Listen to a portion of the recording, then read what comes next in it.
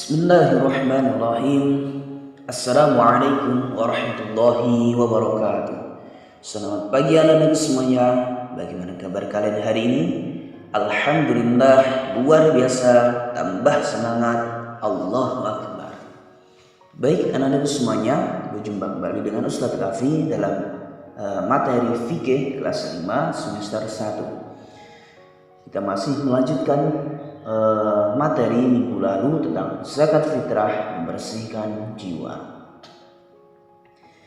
Baik anak-anakku, sebelum kita memulai pembelajaran pada pagi hari ini, lebih afdal kita awali dengan membaca basmalah bersama-sama.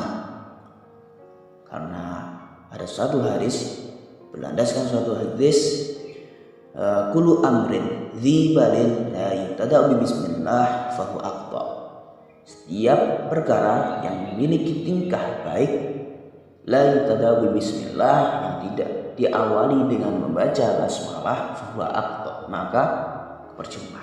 Jadi agar lebih berkah, agar lebih manfaat, mari kita awali dengan baca basmalah bersama-sama. 1, 2, 3. Bismillahirrahmanirrahim.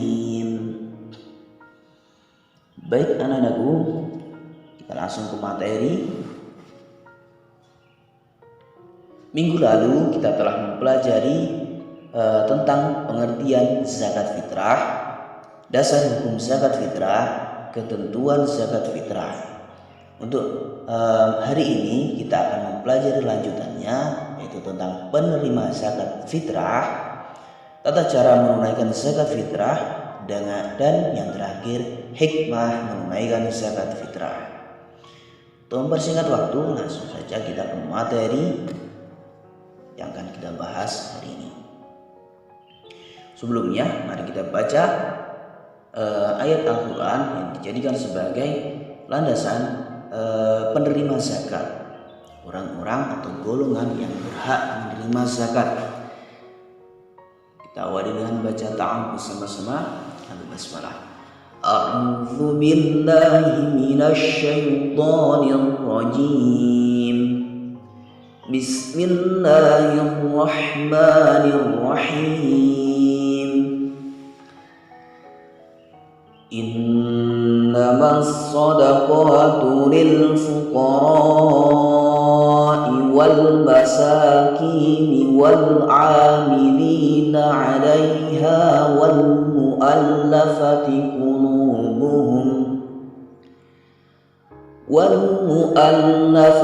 qulubuhum wa fir riqabi wal gharimina wa fis sabilillahi wa ibnis sabil fariidatan minallah wallahu alimun hakim. Baik anak-anakku, itu adalah golongan-golongan yang berhak menerima zakat. Yang pertama, kita akan pelajari sedikit-sedikit. Innamas shadaqatu, sesungguhnya zakat itu lil fuqara'i, ialah untuk orang fakir. Ingat, innamas shadaqatu lil fuqara', sesungguhnya zakat itu hanyalah untuk orang-orang fakir. Berikutnya wal masakin, dan orang-orang miskin. Wal 'amilina, dan wal 'amilina 'alaiha, dan amil zakat. Wal mu'allafati qulubuhum, dan yang orang yang dilunakkan hatinya, atau mu'allaf yang baru masuk Islam. Wa fir riqabi, dan untuk hamba sahaya, untuk memerdekakan hamba sahaya. Wal gharimina, dan untuk orang yang terlilit hutang, jadi untuk membebaskan orang yang terlilit hutang. Wa fis sabilillah, dan untuk jalan Allah, artinya untuk mereka yang berjuang di jalan Allah. Wa ibnis sabil, dan kepada mereka yang sedang dalam perjalanan atau musafir. Fariidatan minallah, sebagai kewajiban dari Allah. zakat ini dengan wajib hukumnya, dan juga disalurkan kepada golongan-golongan ini sebagai karena termasuk dalam perintah atau kewajiban yang dari Allah Subhanahu wa taala. Wallahu alimun hakim. Allah Maha mengetahui dan Maha bijaksana. Kita akan mempelajari sedikit-sedikit selanjutnya, yaitu fakir. Jadi dikatakan golongan-golongan yang berhak menerima zakat. Yang pertama di sini fakir, miskin, ketiga amil, keempat mu'alaf, hamba sahaya, orang yang berhutang, sabilillah, ibnu sabil. Fakir di buku Ananda tidak ada lebih baik jika menurut Ananda penting, tapi ini sangat penting memang. Silakan dicatat pengertian ini. Ustaz bacakan. Fakir, ada orang yang mengatakan fakir miskin itu sama, bahkan menggabungkan menjadi satu, fakir miskin. Sebenarnya fakir dan miskin itu berbeda. Fakir itu adalah mereka yang tidak mempunyai harta dan pekerjaan untuk mencukupi kebutuhan sehari-harinya. Ini ya. Jadi seorang fakir itu tidak memiliki harta, tidak memiliki pekerjaan untuk mencukupi kebutuhan sehari-harinya. Menjadi golongan yang paling awal, yang pertama. Yang kedua adalah miskin. Miskin ini adalah mereka yang mempunyai harta dan pekerjaan. Ini masih memiliki harta dan pekerjaan, namun pekerjaannya, hartanya itu belum bisa mencukupi seluruh kebutuhannya, kebutuhan primer, kebutuhan pokoknya. Yang berikutnya adalah amil. Di sini kita harus bisa membedakan antara amil dan panitia zakat. Kalau amil adalah badan atau perorangan yang ditunjuk untuk sebagai penerima zakat dan penyalur zakat. Di setahun utuh, selama setahun terus-menerus, bukan hanya ketika Ramadan saja. Nah, ketika Ramadan saja biasanya dibentuk panitia-panitia, itu dinamakan panitia zakat. Ini berbeda antara amil dan panitia zakat. Paham ya? Kalau amil ini sudah ditunjuk sebagai penerima dan penyalur zakat, dan ini sifatnya terus menerus. Artinya setelah Ramadan tetap dikatakan sebagai amil, nanti bertugas menerima semua zakat, yaitu zakat perdagangan, zakat peternakan, zakat tambang, dan yang lainnya, zakat-zakat dari usaha yang lainnya. Lalu amil ini yang bertugas menyalurkan zakat-zakat itu. Kalau panitia zakat banyak kita jumpai ketika Ramadan, dibentuk lalu dibubarkan setelah Ramadan. Itu dinamakan sebagai panitia zakat. Yang berikutnya adalah mu'allaf. Mu'allaf itu orang yang dilunakkan mu'allaf qulubuhum, itu dilunakkan hatinya. Artinya orang yang baru masuk dalam Islam, untuk menambah semangatnya, untuk menambah keyakinannya, maka zakat baginya atau berhak baginya. Yang kelima adalah hamba sahaya. Hamba sahaya atau riqab di sini berhak menerima zakat untuk apa? Untuk memerdekakan si riqab ini. Tujuannya untuk memerdekakan riqab atau hamba sahaya. Terus sekarang tidak kita jumpai namanya budak itu. Maka ini hanya untuk zaman-zaman dahulu yang ketika masih ada perbudakan. Yang berikutnya adalah yang keenam, orang yang berhutang atau terlilit hutang. Orang ini karena untuk mencukupi kebutuhan sehari-harinya ia terpaksa hutang dan punya kesulitan untuk melunasi hutangnya, dan maka ini dikategorikan sebagai mustahik atau orang yang berhak menerima zakat.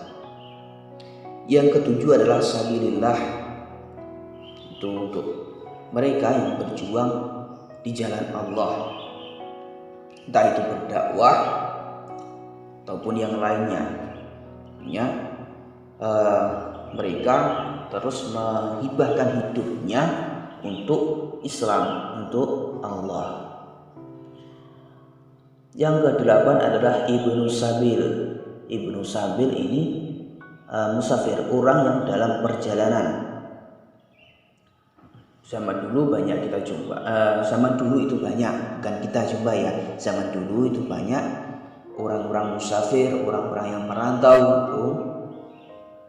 Karena mereka kehabisan bekal, haus atau yang lainnya, maka zakat fitrah ini berhak untuk Ibnu Sabil ini, orang yang sedang dalam perjalanan. Yang penting bukan dalam perjalanan maksiat, ya. Lalu 8 golongan tersebut dinamakan asnaf samaniyah atau 8 golongan ini, yaitu 8 golongan yang berhak menerima zakat atau dinamakan mustahil, orang yang menerima zakat. Dihafalkan ya. Asnaf samaniyah itu ada 8: fakir, miskin, amin, mu'allaf, musahiyah, orang yang berhutang, sabilillah, ibnu sabil. Baik, kita lanjutkan. Tata cara menunaikan zakat fitrah. Yang pertama adalah memilih makanan pokok yang baik dan layak untuk zakat. Makanan pokok yang baik dan layak ini adalah seperti minimal seperti apa yang kita konsumsi. Jadi makanan pokok kita adalah beras, maka zakat kita juga beras yang baik dan layak, itu seperti ukurannya adalah beras yang kita konsumsi, itu minimal seperti itu. Jadi yang kita berikan itu minimal sama dengan yang kita makan. Jangan sampai yang kita makan itu beras yang baik, lalu yang kita zakatkan itu beras-beras kelas rendah atau yang jelek. Jangan sampai seperti itu. Jadi apa yang kita berikan kepada orang lain setidaknya itu sama dengan apa yang kita konsumsi di sini untuk zakat. Yang kedua adalah menakar atau menimbang sesuai ketentuan Islam. Kemarin minggu lalu sudah saya jelaskan tentang ukuran zakat fitrah. Kemarin 1 sok atau 2,5 sampai 3 kilo. Untuk mengambil keamanan, untuk agar aman, maka lebih baik kita gunakan ukuran 3 kilo.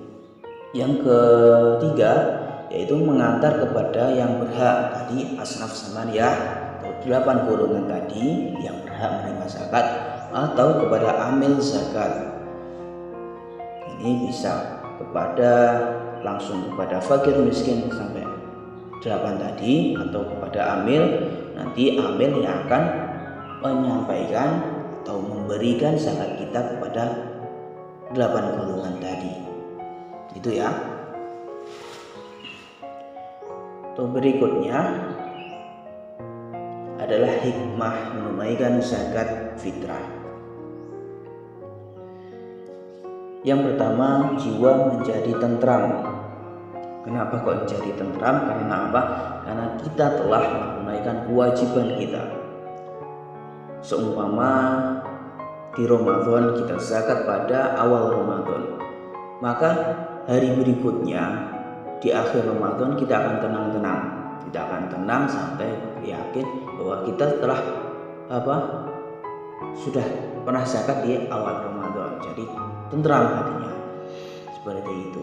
Berarti ia masih bisa untuk menyisihkan hartanya. Di hatinya itu tentram, senang gitu.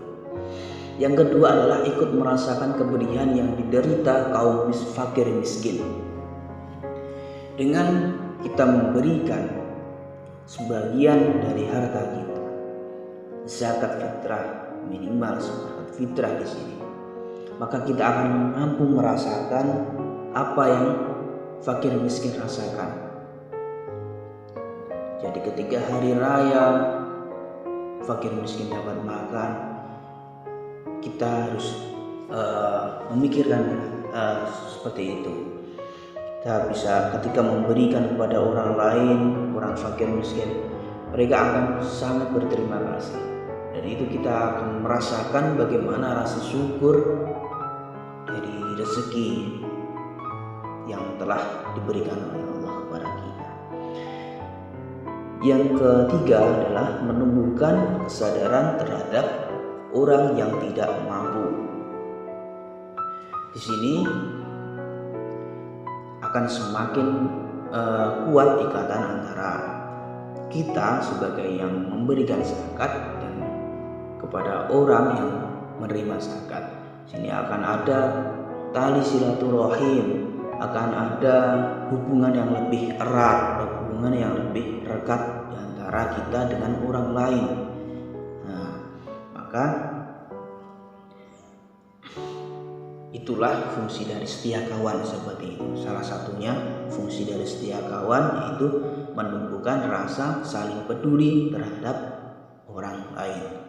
Jadi ini 3 hikmahnya, hati menjadi tentram, ikut merasakan kepedihan yang diderita oleh kaum miskin, oleh kaum fakir miskin dan lainnya. Yang ketiga, menumbuhkan kesadaran terhadap orang yang tidak mampu. Mungkin ini saja materi kita tentang bab zakat. Untuk tugasnya, silahkan pahami video ini, pahami video ini dan video sebelumnya. Materi hari ini atau materi sebelumnya, bila sudah memiliki buku, itu ada pada harian tentang bab 1 tentang zakat fitrah. Silahkan dipelajari bab zakat fitrah ini. Bila ada yang belum jelas, silahkan jabri ke Ustaz, itu Ustaz jawab. Semoga bermanfaat. Sekian, terima kasih. Kurang lebih mohon maaf. Wassalamualaikum warahmatullahi wabarakatuh.